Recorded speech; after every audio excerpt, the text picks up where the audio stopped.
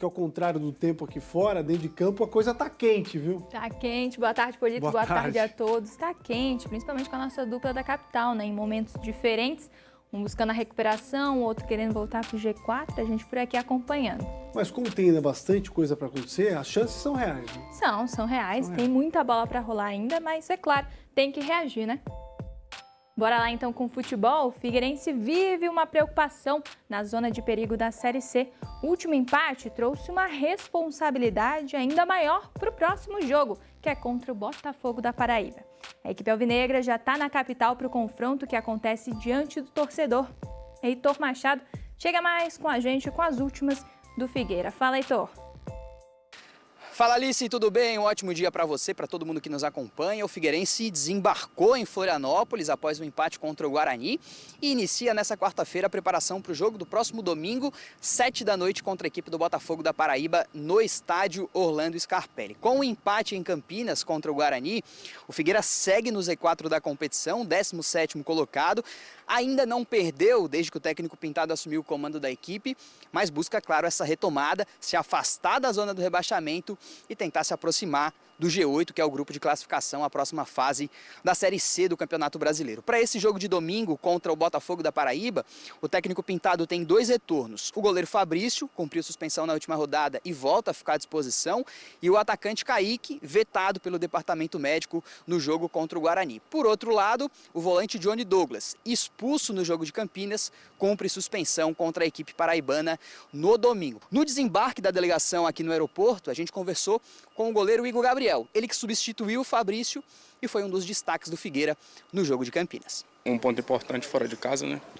Ainda com a menos, o grupo se entregou bastante, graças a Deus fiz um bom jogo, uma boa estreia. Vamos trabalhar essa semana para poder enfrentar o Botafogo e conquistar os 3 pontos dentro de casa. A reapresentação do elenco está marcada para a tarde dessa quarta-feira no CFT do Cambirela, e aí a preparação segue até sábado, o último treino no estádio Orlando Scarpelli e o início da concentração do Figueira para esse jogo de domingo, Figueirense e Botafogo da Paraíba, 7 da noite, no Orlando Scarpelli. Alice e amigos, eu volto com vocês. Obrigada, Heitor, atualizando tudo aí da equipe alvinegra, que segue buscando uma recuperação mais firme no campeonato na Série C. E do outro lado, o Avaí segue na preparação para o confronto direto contra o Curitiba no próximo sábado.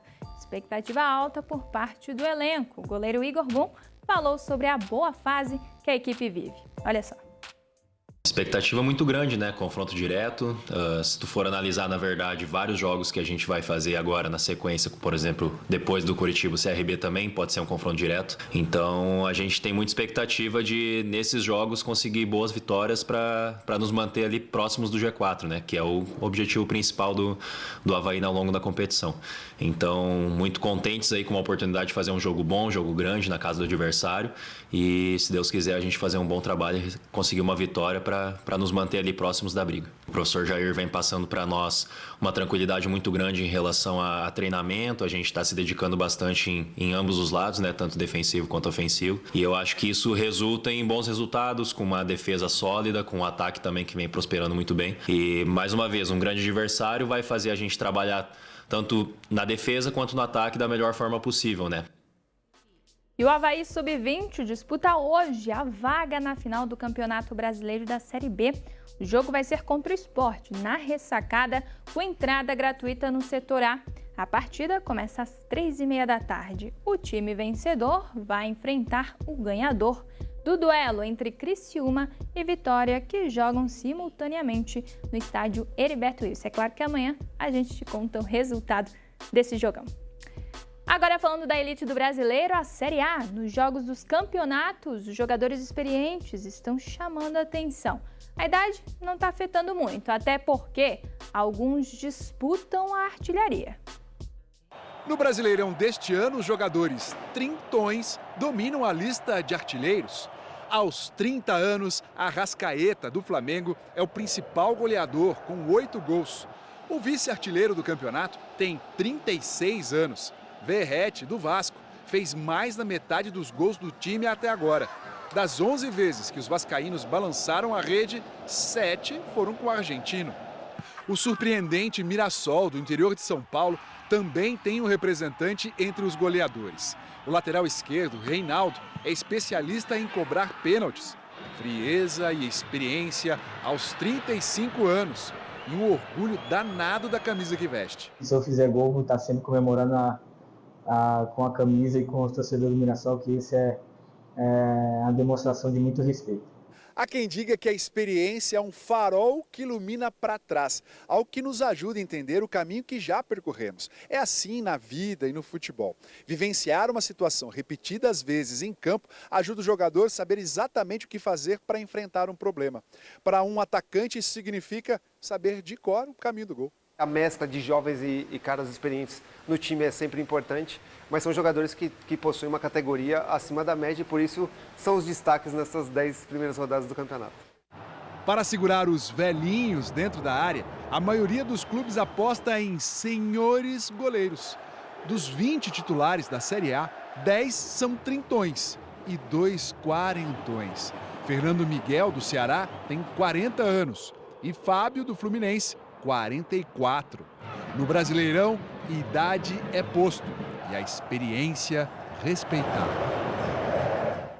Tá aí a idade valendo demais no campeonato. Inclusive, domingo você acompanha um jogaço entre Corinthians e Vitória na tela da NDTV Record.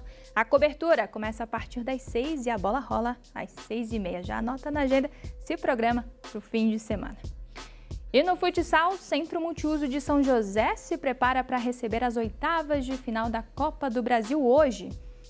A partida vai ser às 8 horas da noite entre a PAF Floripa e Minas Clube. O vencedor garante vaga nas quartas de final.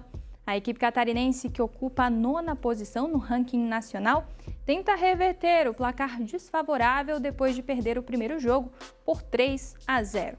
Entrada para quem quiser acompanhar o campeonato será gratuita. Então são todos muito bem-vindos para acompanhar esse jogo. E olha que legal, um projeto aqui da capital busca formar atletas da natação da nova geração. Tudo isso em um centro de alta performance. Nossa equipe foi conhecer como é que funciona a estrutura.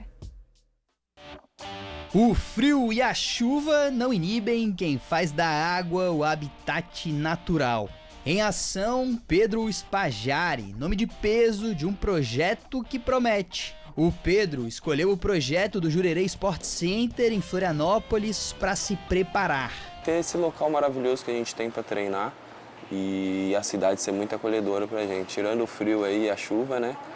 Mas de resto aí tem tudo para dar certo. O projeto na capital é filiado ao Comitê Brasileiro de Clubes. Lançado nesse ano, ali a infraestrutura de ponta e trabalho de excelência de olho nos Jogos de Los Angeles em 2028. Espero chegar lá competitivo, né? O competitivo que a gente diz é em busca dessa medalha. Então é disso que a gente vem buscando. O Pedro é um nome de impacto nesse início de projeto aqui em Florianópolis, mas ele não está sozinho. Fora das piscinas, uma outra figura de peso, com muita história na natação brasileira. Esse aí é o Albertinho. Ele esteve à frente da Seleção Brasileira de Natação entre 2004 e 2021, com 5 participações olímpicas no currículo. Ele foi o escolhido para comandar o time de natação de Florianópolis. A gente construiu um bom início de trabalho aqui, principalmente no que diz respeito à adaptação, a gente adaptou muito bem. O Pedro e o Albertinho estão reeditando uma parceria. Eles estiveram juntos nos Jogos de Tóquio, lá em 2021. O Pedro é um bom garoto, como pessoa, né? Eu acho fundamental isso, a gente não ter só um bom atleta sem valores, sem princípios, e ele é um bom garoto, trabalhei com ele. O reencontro em Florianópolis é recente, mas já rendeu frutos. No último Campeonato Brasileiro, eles voltaram para Floripa com 2 medalhas de ouro. É muito importante, muito emocionante ver um clube que está no seu início de caminhada e já está numa final como essa. Meus maiores adversários estavam no Brasileiro. E poder bater na frente em ambas as provas, tanto na de 50, tanto na de 100, mostra que a gente tem grande potencial de estar nas próximas seleções. O potencial a ser explorado, com entrosamento em dia e uma largada animadora. Com todo o suporte aqui da Swim Floripa e do Jurerê Sport Center, acho que a gente tem muito o que cultivar para chegar daqui 2 anos e meio, 3 anos na Olimpíada de Los Angeles muito bem. Bacana demais, mais um grande incentivo para os nossos jovens talentos da região. E para fechar, o piloto catarinense Luiz Tedesco retornou às pistas no Erechim Rally Brasil 2025 em provas válidas pelos campeonatos sul-americano brasileiro e gaúcho. E gaúcho. A competição contou com 58 duplas de 5 países diferentes. A dupla Tedesco e Osternack conquistaram 3 troféus, sendo 2 vice-colocações nas etapas do gaúcho e 3º e 4º colocados no brasileiro. Pelo sul-americano, a dupla ficou na 5ª colocação. Polito, cada vez mais espaço aí no automobilismo também, catarinenses representando muito bem a gente em grandes campeonatos. Estou sempre na torcida porque a gente já teve grandes nomes, o Brasil caiu de uma forma assustadora e agora começam a surgir, né, gerações diferentes que podem trazer grandes prêmios. Com toda no certeza, país. querendo mostrar, né? A gente tá sempre mostrando aqui também, repercutindo, e agora no rally o catarinense também, marcando presença nos pódios. Sensacional, muito bom poder mostrar essa turma boa aqui no Balanço Geral. Até amanhã. Até mais. Até mais.